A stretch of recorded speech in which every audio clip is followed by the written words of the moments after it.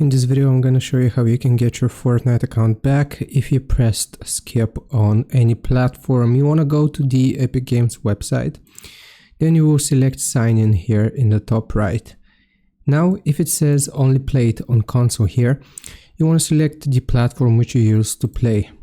Now, it's going to open up this specific platform. So I'm gonna do this for PlayStation. You will see your linked accounts here and you wanna press on yes, continue.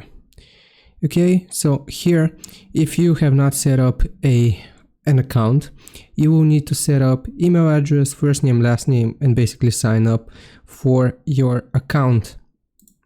Once you have done this, I'm going to show you how we can proceed. So I'm going to sign into another account here that I have.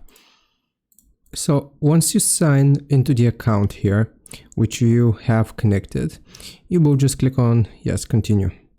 Okay, so once we do this, we will need to press on our profile icon in the top right, go into accounts, and here you will see the settings. You want to go and click on linked accounts.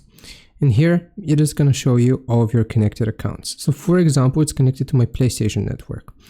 Now you have the option of clicking on unlink, and here it's going to tell you that you will no longer be able to use this account to store your progression on the PlayStation network. So make sure you know that once you unlink this account, make sure you don't unlink your main account, because once you unlink the account here, you will not be able to relink the same account. So make sure the one that is connected to your PlayStation is the correct one, and basically you will just click on unlink.